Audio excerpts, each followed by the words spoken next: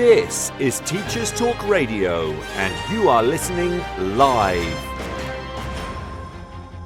Hello there. Hope you're okay. It's Phin Adams here, live on Teachers Talk Radio.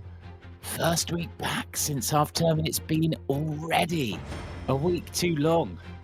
Did you wake up knackered this morning? Yeah, I did. Absolutely knackered. So we're live. We'll talk it out here on Teachers Talk Radio. This is Teachers Talk Radio, and you are listening live. Tune in live at ttradio.org, or to join in the conversation, download the Podbean app and search Teachers Talk Radio. Follow the hashtag TTRadio. Tune in, talk it out with Teachers Talk Radio. And talk it out we will be. Phin Adams here. As I say, it is the Mental Health Hour, where we are talking specifically things mental health and what to do to protect it as a teacher and an all-round human being. I hope you're okay. It's just gone 6 o'clock. We are into November and it's pitch black outside. If you're lucky enough to be teaching in an international school, well, I envy you. If you're in the Philippines or somewhere where it's hot, sunny, and still daylight. Yes, it gets dark at 4. That's a reminder. Dark at pretty much 4, just as you're finishing your last lesson. Or then maybe you've managed to knock off a little bit early on a Friday afternoon. Or are you in a flexible working arrangement? We'll talk all things mental health in this hour. We've got 3 regular features. One is Mind Gym. Thought exercises and bits and pieces to make sure your mind remains healthy in the classroom. Food for thought, bits and pieces from different literature that might help with reflections and things for how to retain motivation well in the classroom. And a dodeca decompress. It's a term I've coined myself. Let's own the term. I'm going to try and get it in the Oxford English Dictionary before I die. And it is essentially 12 minutes of mindfulness that you can borrow and take either into the classroom or somewhere elsewhere. Training exercise, basically, all about breathing, focusing on the breath. The reason it's called that is because it's 12 minutes long. It's a guided meditation by me. I'm trained in teaching mindfulness in schools, so I know a little bit about it, just a little. Again, if you don't like it, you can absolutely do something completely different. This is not a substitute for therapy. Although myself, I am a psychology teacher, the Mental Health Hour here on Teachers Talk Radio is absolutely not a substitute for therapy. Any change is, of course, going to take many, many years. You are listening to Teachers Talk Radio. I am a real teacher practicing in a UK classroom, facing many different issues in the classroom, and we are going to talk it out. The first being gossip. Yes, I'm not talking gossip between pupils about teachers. I'm talking gossip amongst staff. Gossip amongst staff. Let that sit for a while. Have you been a victim of that? Feel free to call in. Feel free to message. If you're listening live, I'll pick it up straight away. If you're listening to the podcast, I'll pick it up on next week's show. But gossip. Now, it probably says in your contract, if you're a teacher, it certainly does in mine, not to gossip. It actually explicitly says that because of the damage that it can do.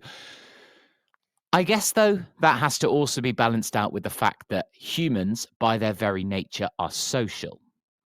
So how do you balance that out? Have you been a victim of gossip in schools? And I'm not talking about gossip amongst pupils, because that sort of goes with the territory of being a teacher. Although we shouldn't take it as read, we probably have to accept from about day one in the classroom that we are going to be talked about on some level by pupils when they leave the class. Yeah, they're not going to fixate, but there's probably very few scenarios where pupils don't say Mr. or Mrs. XYZ has done this, right? So we have to take that as read. But maybe what's unexpected is gossip amongst staff. And we're going to talk that to start with. That's the title of today's show. It's like I'm teaching a lesson. The title, the learning question today is this. What we're going to talk about is just gossip and how it affects mental health.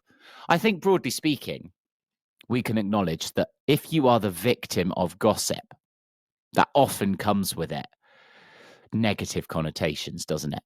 To be a victim of gossip, those words in and of themselves are quite negative, right? Because you're the victim. So something has been done to you. So it's a doing to, done to role.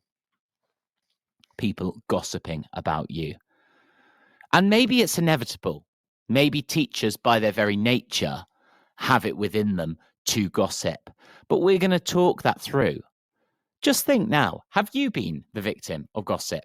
Or have you gossiped yourself? Maybe the second bit is harder to admit. I've probably done both. I've probably been the victim, and I'm probably a little bit ashamed to say I've gossiped myself from time to time. And maybe that's something to be aware of. It's like fast food, isn't it? Are you having a takeaway tonight? We know that if we keep eating it, it is continually unhealthy, but sometimes it just feels a little bit good. But maybe we need to get out of that mindset. I don't know. You tell me. That's what we're talking about for the first bit of this hour. And also we're talking about its effect on mental health. Because ultimately, gossip itself can be quite damaging. Gossip itself can make you, if you're the victim of it, quite vulnerable to mental health. So what do you do? Well, we're going to do a bit of a mind gym around that. So as you know, those of you that regularly listen to the Mental Health Hour here on Teachers Talk Radio, the Twilight Show with Phin Adams, you'll know that we do this mind gym where it's just sort of different exercises, different tips, hints that might get you through the working day, that might make you feel better, that might keep you well.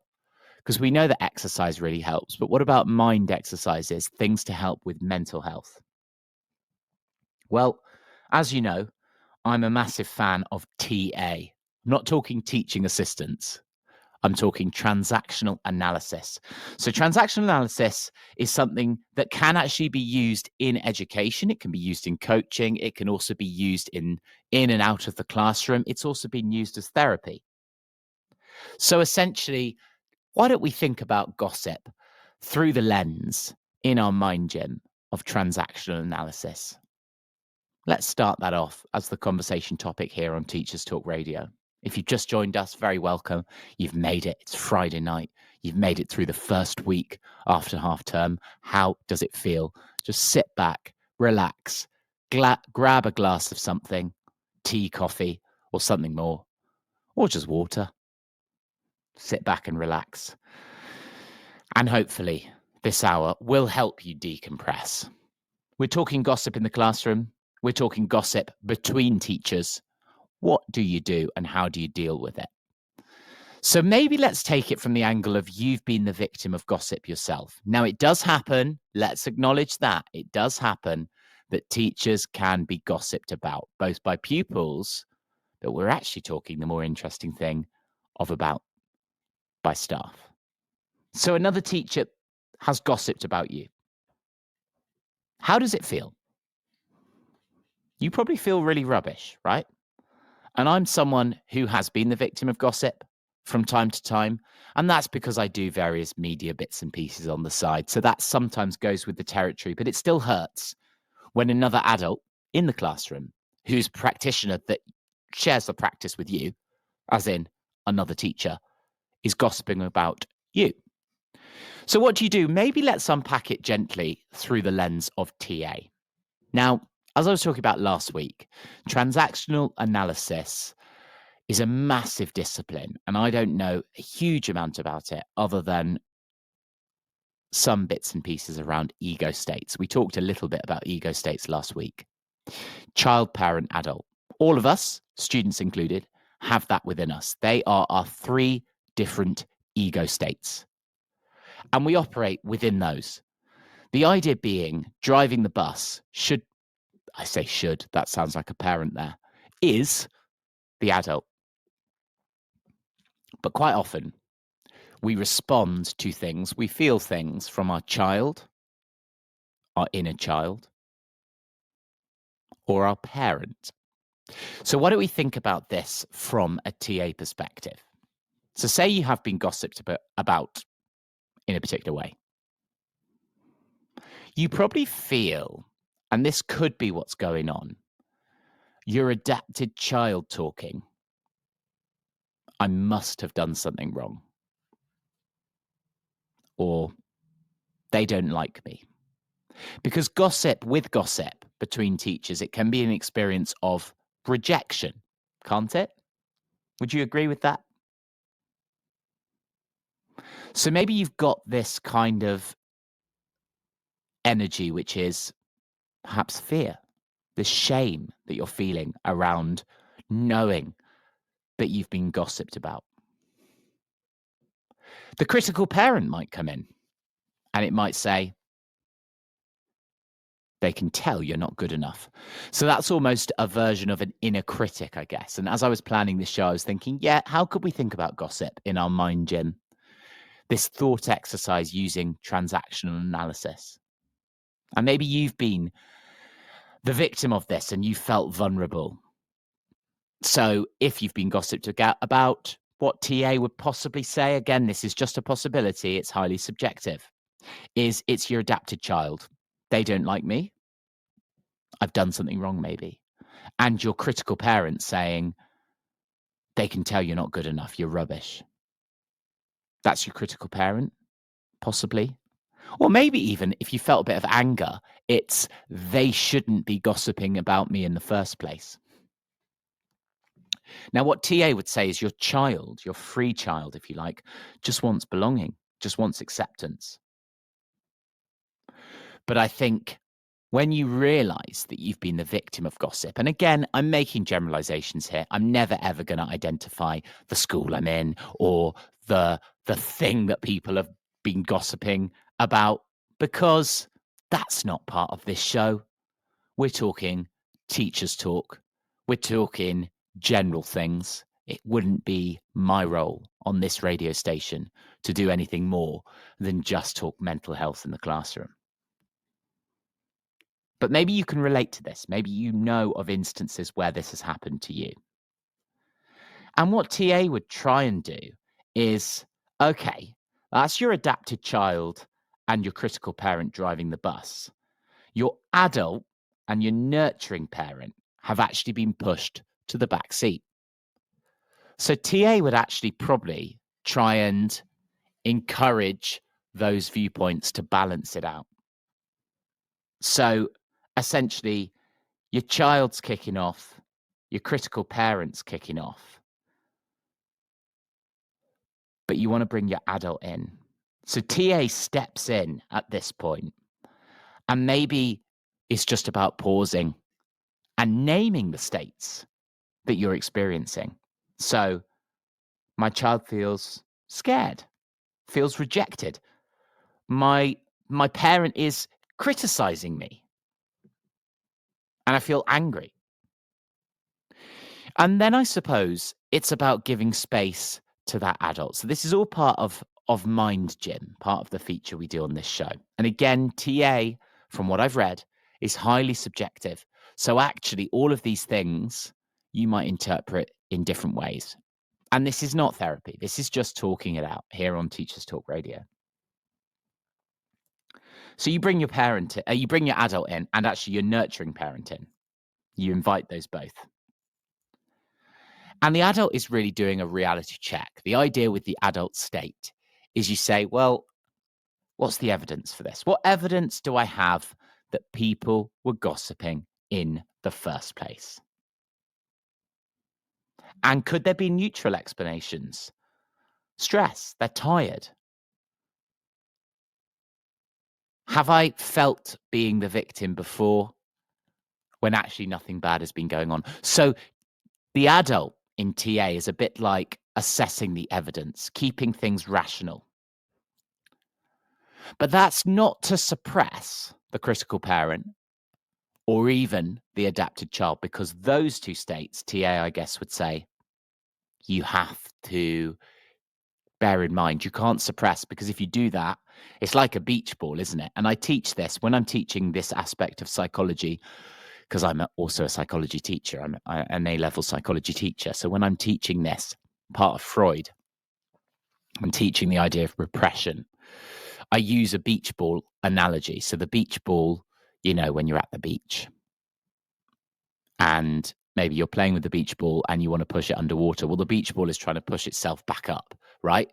Because it's inflated. So you're trying to, the more you push something down, the harder it pushes back up is kind of the idea. So that's why suppressing something is never good. So perhaps then it's about bringing in this nurturing parent.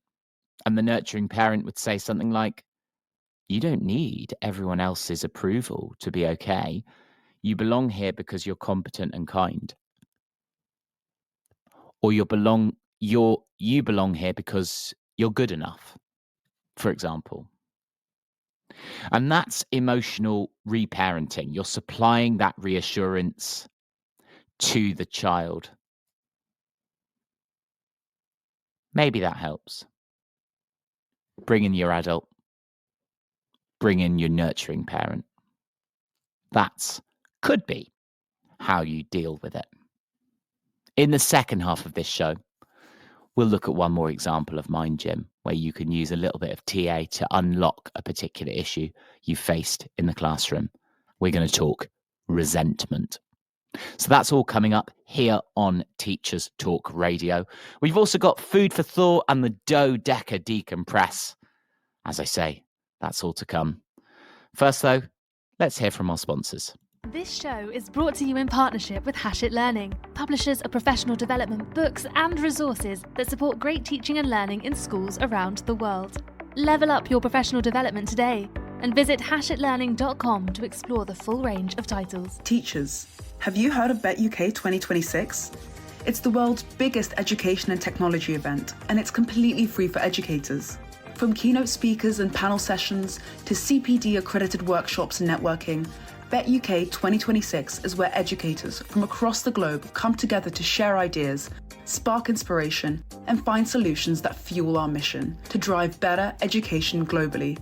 Get your free ticket today at betshow.com. At AQA, we work with the UK's largest teacher network to shape the future of assessment.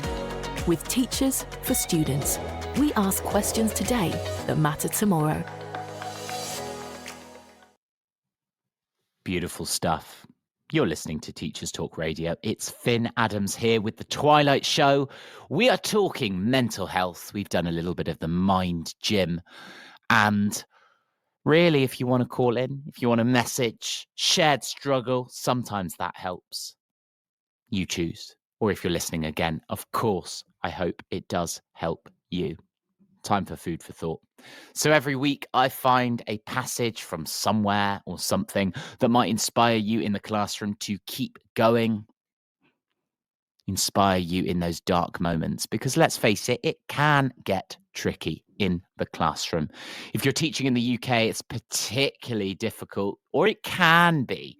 Let's not assume that everything is determined. It can be difficult this side of the year, can't it? Because things become a bit darker.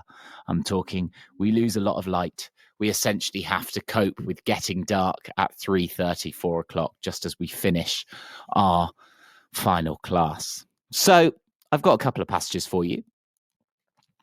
This one is from a book called The Complete Works of the Master. It's called The Complete Works of the Master. I've got two little excerpts for you. So this one is just called Great Kindness and Compassion. With great loving kindness, one shall give comfort and happiness to all. With great compassion, one should liberate all from life's suffering.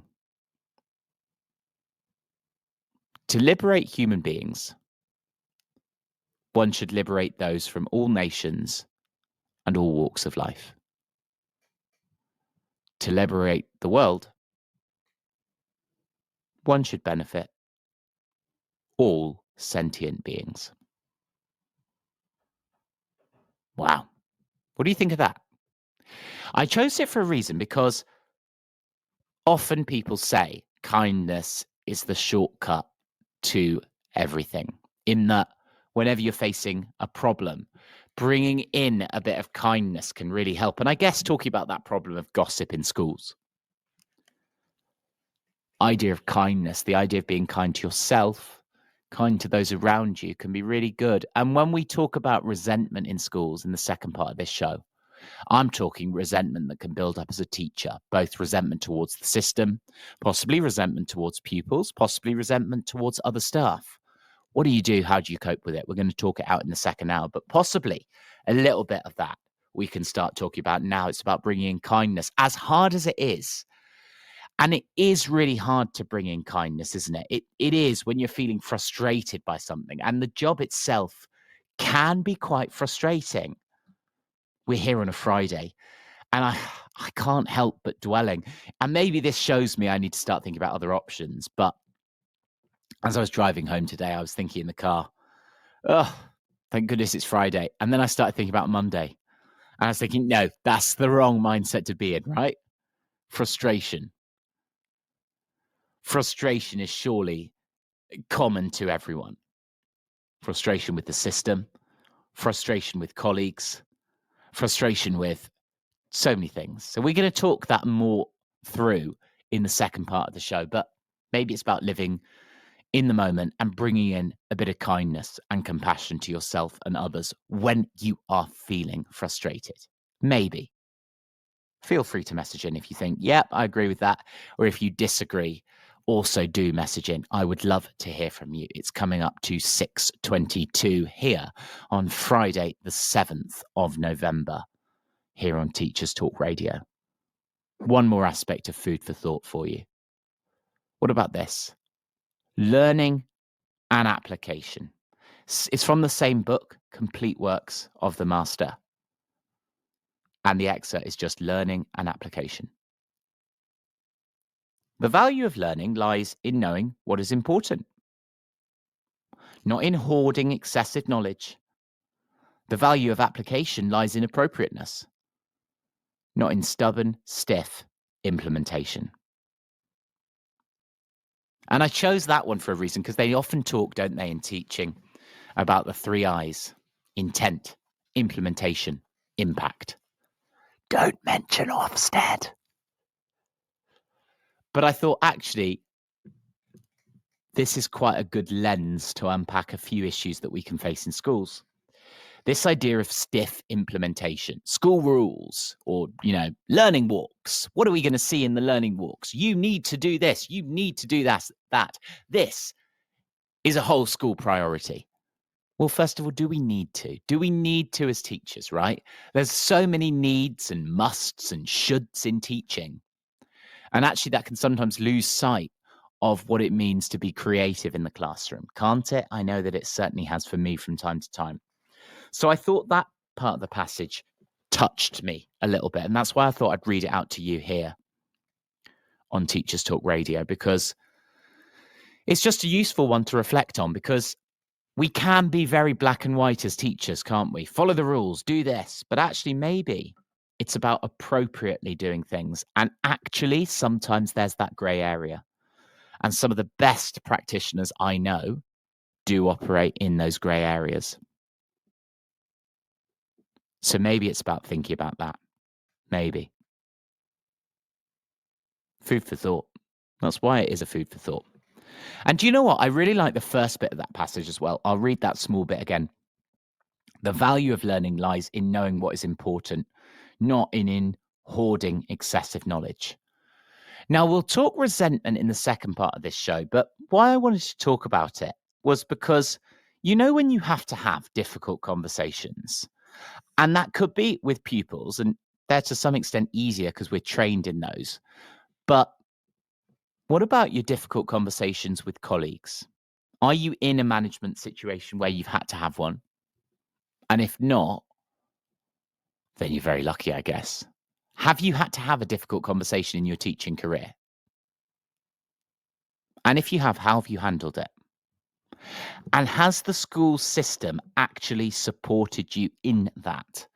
Because sometimes we can find in schools that actually people avoid having difficult conversations, and they can be, and that's because They are uncomfortable.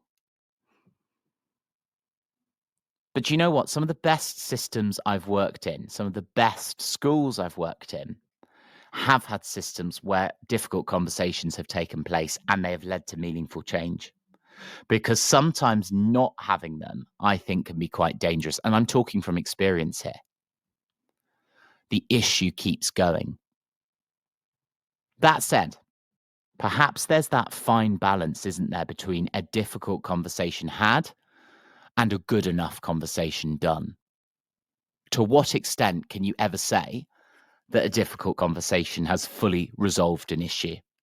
So that's why I thought actually that bit of the passage really spoke to me, and maybe it speaks to you. The value of learning lies in knowing what's important, not in hoarding excessive knowledge. So maybe rather than holding on to this perfect resolution to an issue, we could, as teachers, try thinking about what's good enough. And maybe what we're doing is good enough. And maybe the resolutions to the issues are good enough. Maybe. We'll talk more about that in the second half of this show. But really, that is food for thought. That's something to think about. And I hope it helped you. If it didn't, then don't worry. We'll talk more next week around those particular things on food for thought. It's just one of our regular features here on Teachers Talk Radio. If you've just joined us, good evening. Hope you're okay. It's the Twilight Show with Phin Adams. I'm a teacher in a London school, and we're talking it out. Time for the news here on Teachers Talk Radio. This show is brought to you in partnership with Hachette Learning, publishers of professional development books and resources that support great teaching and learning in schools around the world. Level up your professional development today and visit hachetlearning.com to explore the full range of titles. Teachers, have you heard of Bet UK 2026? It's the world's biggest education and technology event, and it's completely free for educators. From keynote speakers and panel sessions to CPD accredited workshops and networking, Bet UK 2026 is where educators from across the globe come together to share ideas, spark inspiration, and find solutions that fuel our mission to drive better education globally. Get your free ticket today at betshow.com. At AQA, we work with the UK's largest teacher network to shape the future of assessment. With teachers for students, we ask questions today that matter tomorrow.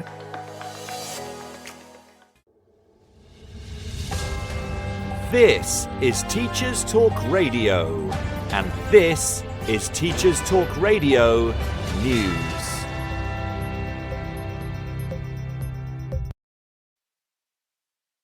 Guardian covers half-term holidays and the ongoing debate over 2 weeks in October, not just one. The article says the fortnight at October for schools in England is becoming increasingly common. The additional week, some leaders say, allows for a much-needed longer break for staff and allows families to access cheaper holidays.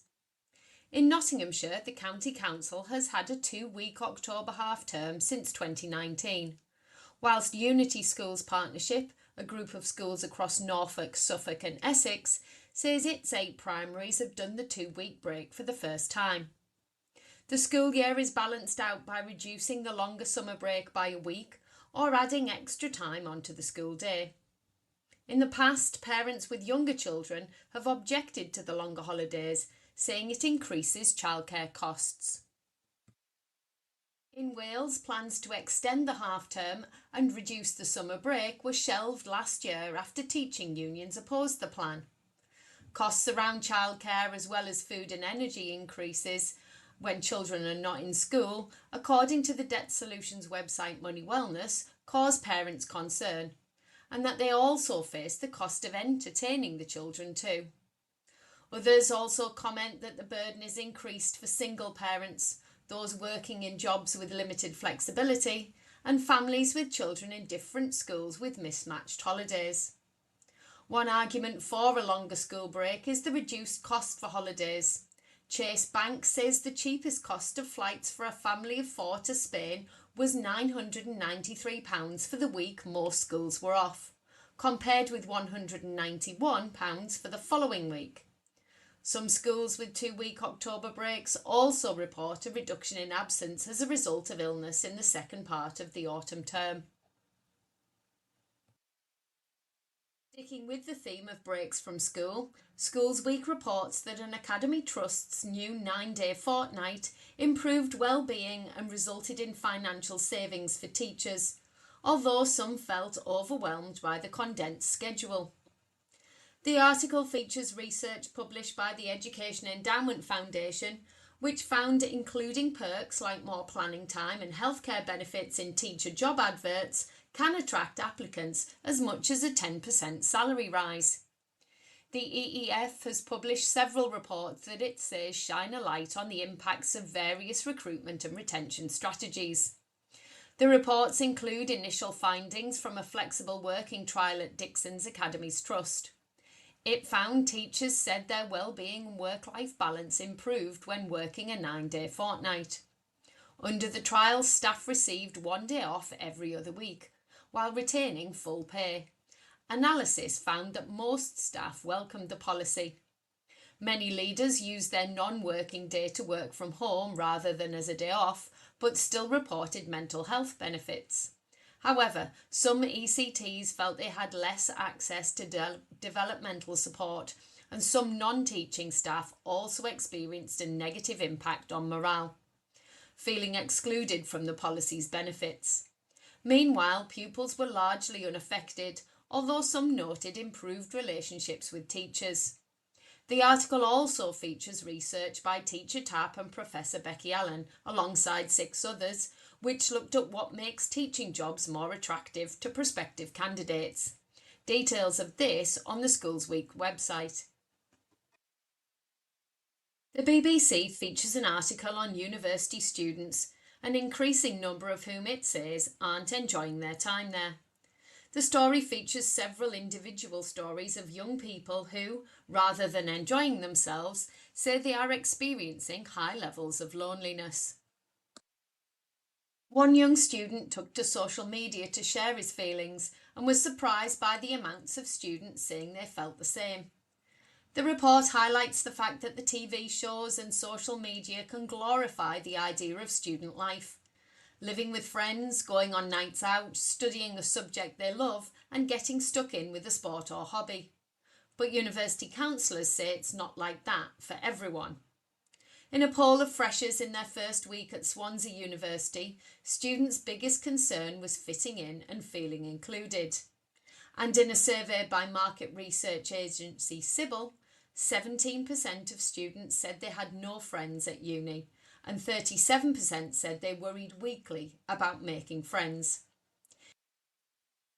In a 2025 survey of more than 10,000 undergraduate students by the Higher Education Policy Institute and the charity Advance HE, 29% said they had considered dropping out, with the most common reason given being mental and emotional health.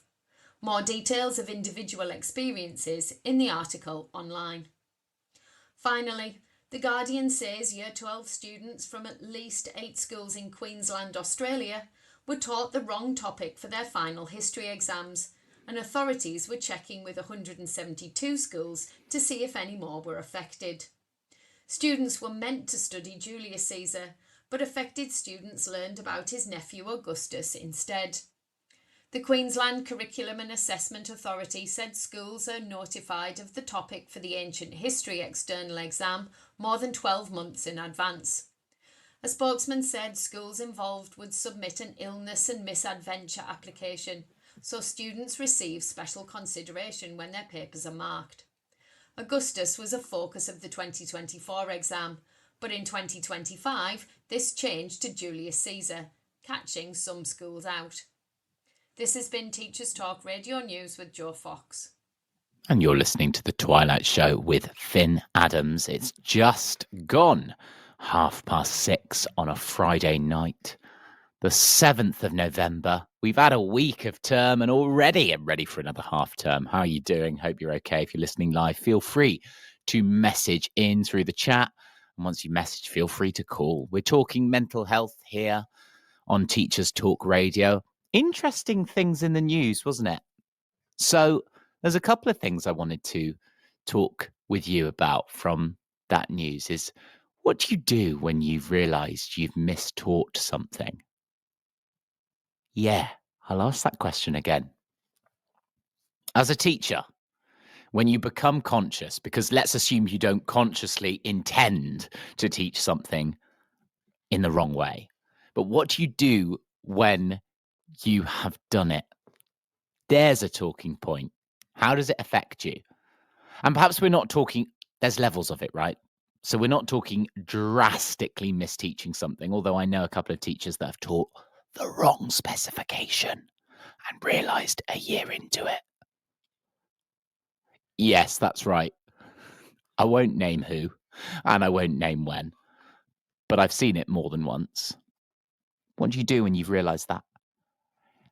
Or maybe it's just something as small as you've just told the wrong date. I did it today.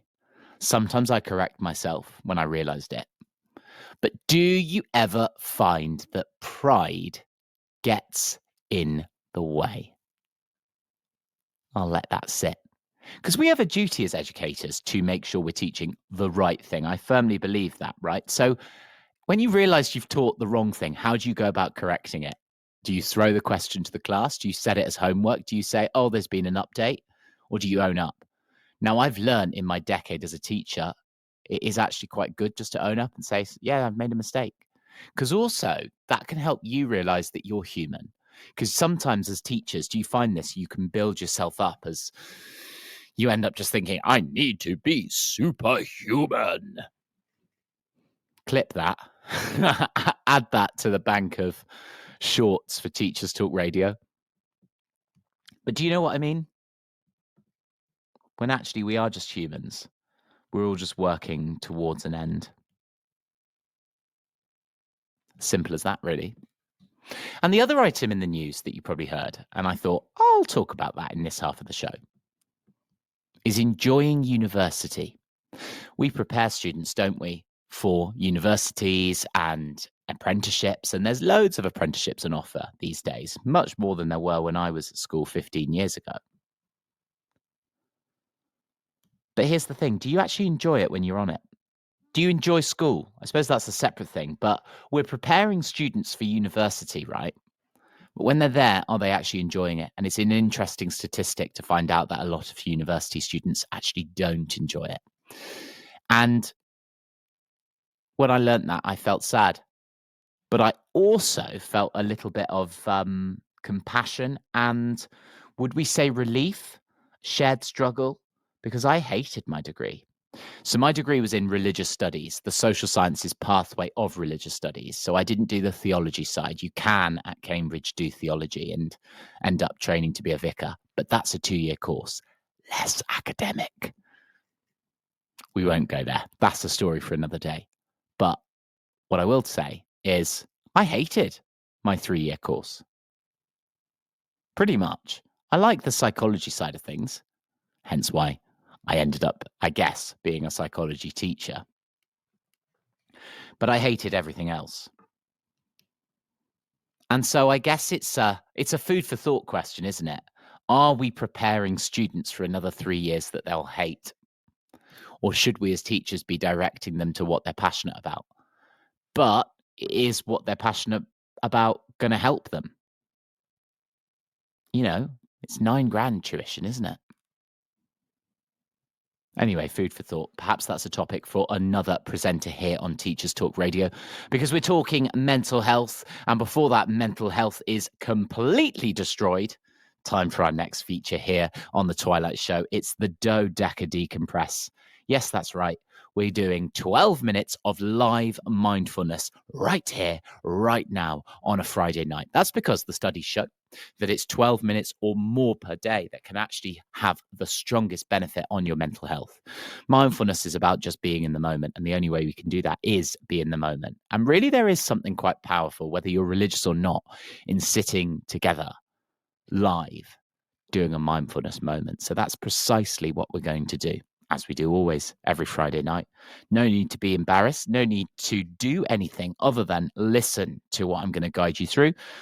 I'm trained in teaching mindfulness, so I know a thing or two about it. I'm no expert. And as I said at the start of the show, this is not therapy. This is simply just a teacher talking with a community around mental health in the classroom and outside of it.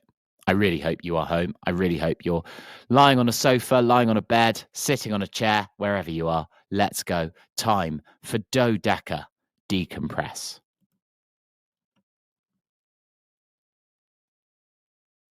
When you're ready, just breathing in through the nose and noticing that breath. And out through the mouth. In through the nose. And out through the mouth. And just noticing how your back feels right now. Right here, right now. Live. Just paying attention to your back and the muscles around it. And perhaps imagine a thread holding up your back. Holding it up, not so that it's strained, but just holding it up so that you feel a little bit like a puppet being held. And just breathing in to your back, just noticing, tracking your breath, breathing in through the nose, all the way down, following the curve of your back. And right the way through to your abdomen area.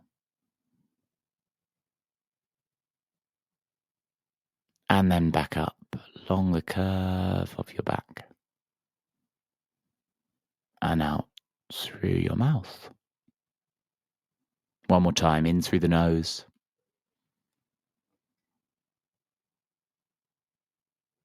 And out through the mouth. Where are you right here, right now? And just next time, allow your mind to go anywhere in your body. We're connecting right here, right now with the felt sense being the things you feel internally. What do you feel?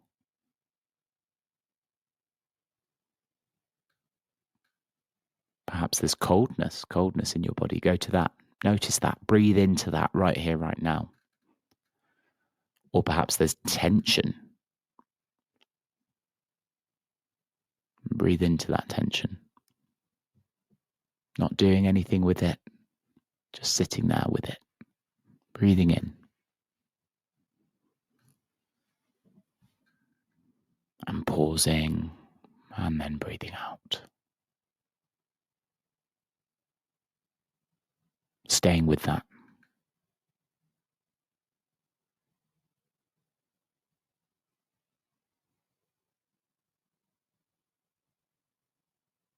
And staying with your breath. In through the nose. And out through the mouth.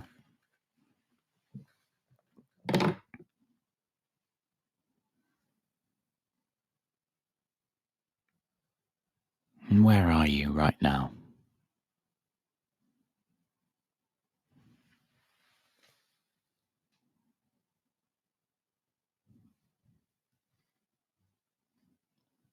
How are you feeling?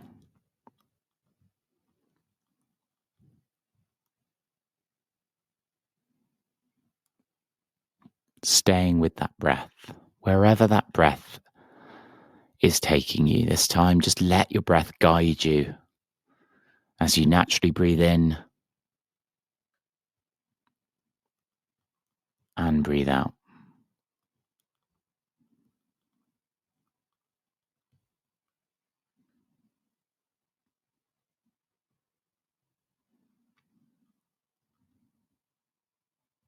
In through the nose and out through the mouth.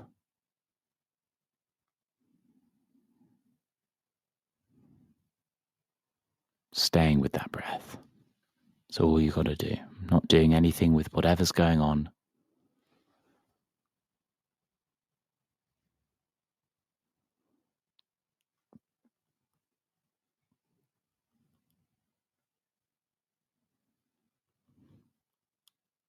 Just staying there.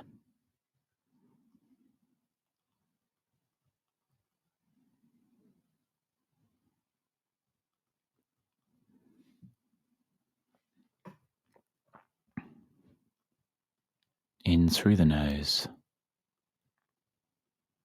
and out through the mouth.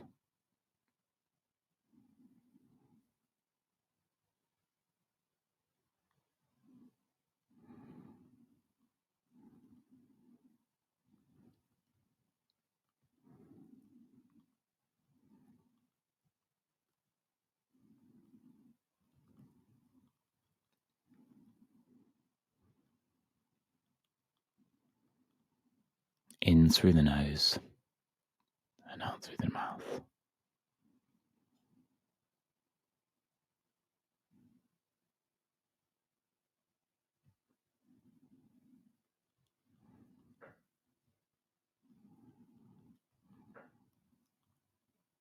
Staying with that breath.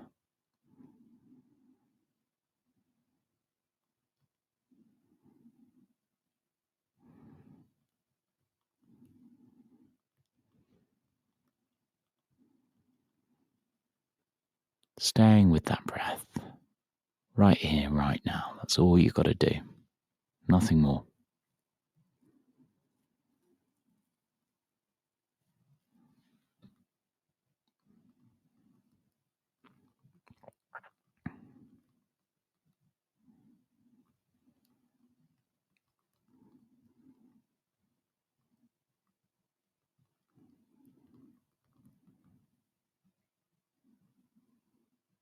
Breathing through, in through the nose, and out through the mouth. And when you're ready, opening your eyes, looking around. Where are you right now in space, in time? What noises can you hear? Tapping? Anything at all? Just noticing that.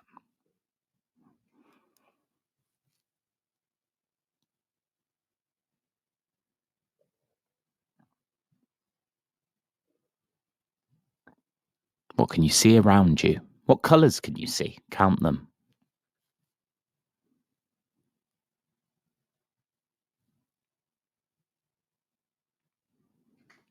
What tastes are in your mouth right now?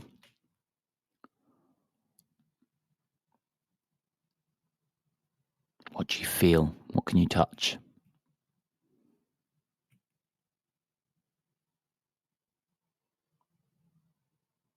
And finally, what can you smell?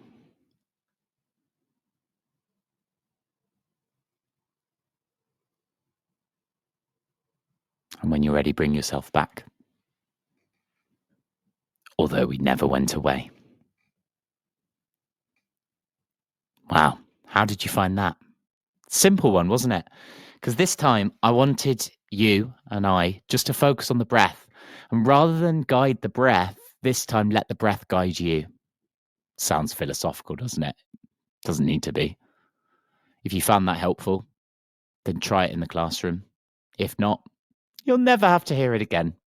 We've still got a couple more things to talk about here on Teachers Talk Radio. But first, let's hear from our very lovely sponsors. This show is brought to you in partnership with Hachette Learning, publishers of professional development books and resources that support great teaching and learning in schools around the world. Level up your professional development today and visit hachetlearning.com to explore the full range of titles. Teachers, have you heard of Bet UK 2026? It's the world's biggest education and technology event, and it's completely free for educators.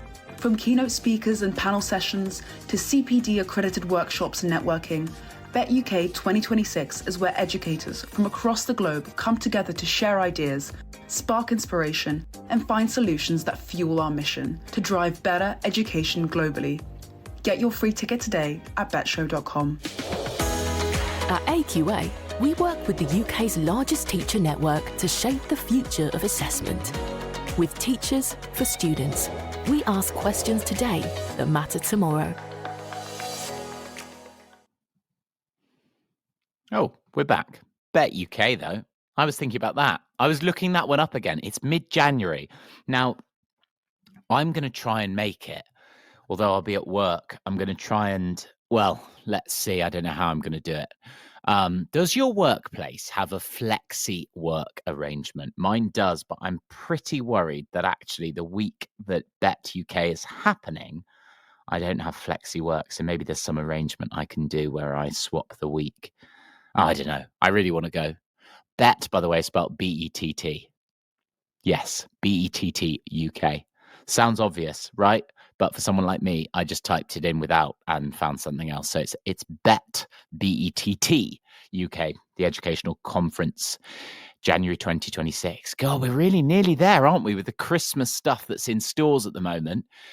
Oh, going to start talking about Christmas in the classroom. Anyway, back to Mind Gym. Every week we talk things that you can do in the classroom to take care of your mental health. We've talked about already some different exercises. We're going to talk resentment in just a sec. Well, actually, no. Why don't we talk it? I've teased it enough, haven't I? So what do I mean by resentment? Right. Well, let's face it. It is a human thing that we get ourselves into from time to time. Let's own it. We've all felt resentment for a particular system, for a particular colleague, perhaps even a student. That can happen, can't it? Let's own it. Let's be honest with ourselves. And if you're listening to this thinking, I've never felt resentment, well, good for you, actually. I was going to say that's resentment in and of itself, but that doesn't make sense. Good for you if you've never felt resentment while being at school. I think most of us have, and I certainly have. So what do you do? Well, I think resentment can often be a sign that there's something unfinished, right, between yourself. There's the profoundness. Here's our mind gym. We're borrowing a bit of TA. These are our weights. Our TA, the transaction analysis, is the weights within the exercise we're going to do. So what might resentment look like in transactional analysis then? Well, I guess you could say, and we're just talking ego states, because really that's the only thing I know about in transactional analysis, and maybe this will help you. So let's just ask ourselves, what might our ego states be saying if we feel resentment? Let's just keep it general, as I always do. Resentment towards the system. What might be at play here? Could be the critical parent. Yeah.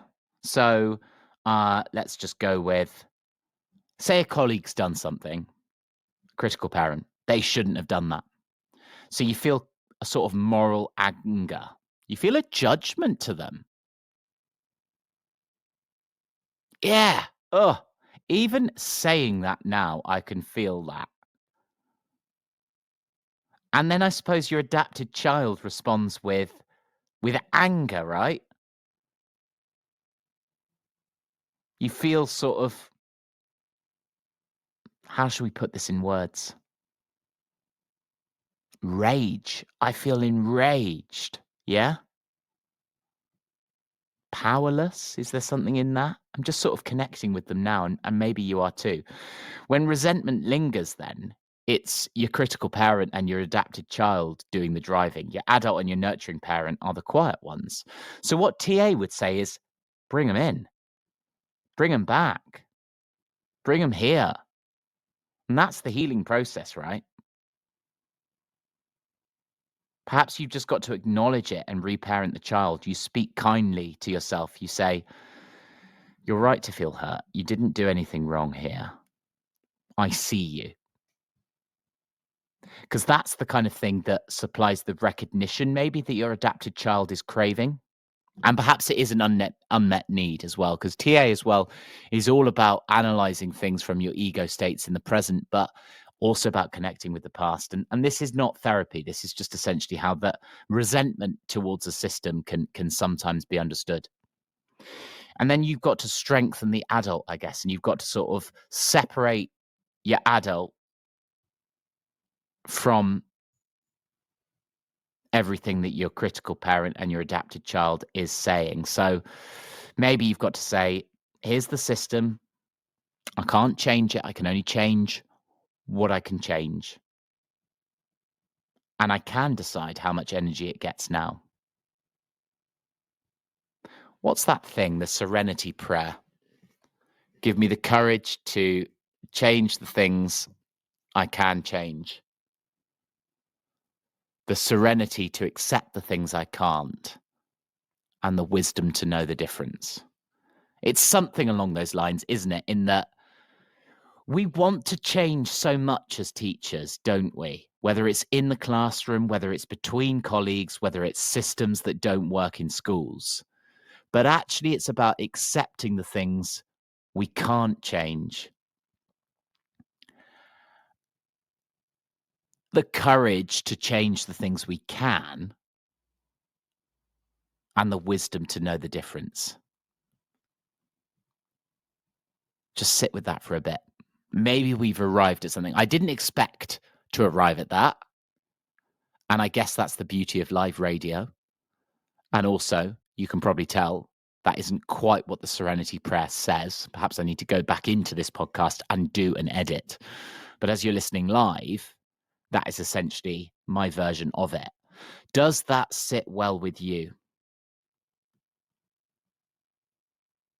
I've noticed, certainly within myself, a bit of a lifting. A bit of the resentment I was holding has lifted a bit, because my critical parent is saying, well, yeah, not the critical parent, the nurturing parent is saying, yeah, the information you've got, you're right to feel hurt. The adult, though, is beginning to challenge that and sort of saying, well, what's the evidence you've got for that? And secondly, what can you actually change? What's within your control? And maybe it's just about staying in your zone. I've got a colleague that's obsessed with saying, own your zone. And that doesn't, yeah. But perhaps actually we do have to just stay in our zone. Accept the things we can't change. What's actually going on right here, right now? Maybe. Just maybe. That helps us stay in the teaching profession. Mic drop. There it is. Yes. What a profound moment of realization. As I say, this is not therapy. This isn't therapy at all. I'm not qualified to be a therapist. I'm qualified just to teach psychology and teach mindfulness. That's it. And I do a bit of radio broadcasting. So I hope you've got something from today's show. And if not, then I hope next Friday when you listen again, you will get something, because every Friday at 6:00, we talk mental health. We've not had a huge number of messages coming in, but lots of listeners I can see in the chat, which is lovely. Hello to Mary. Hello to Frederick. Hello to Paul. Hello to Toko. Hello to Sandra. Hope you're all okay. And we've had loads of others who've sort of dropped in and dropped out. And that's lovely as well. If you're listening to this as a podcast, I hope it helps. I'm just a teacher. And maybe I help you. Maybe you can help me one day. Maybe. I'll see you next Friday, when we'll already be midway through November. Meanwhile, we've got lots of great shows here on Teachers Talk Radio. Check those out. Go on to wherever you get your podcasts, or you can listen live. And it would be lovely to have your company this time next week. I hope you also go and enjoy the fireworks, or watch them, or see them, or just don't. Any of those approaches work. But whatever you do, however you are, do stay well. Maybe do a mindfulness exercise if it helps you. If it doesn't, do a bit of reading. I don't know. I'm not qualified to advise. This is only a shared struggle, but I hope you've got something here on Teachers Talk Radio. You've been listening to Phin Adams with the Twilight Show. We've been talking gossip in the classroom. We've been talking mental health and how to take care of it. We've been talking some quite genuine things, I think. I will see you next week at exactly the same time. Have a lovely week. Over and out.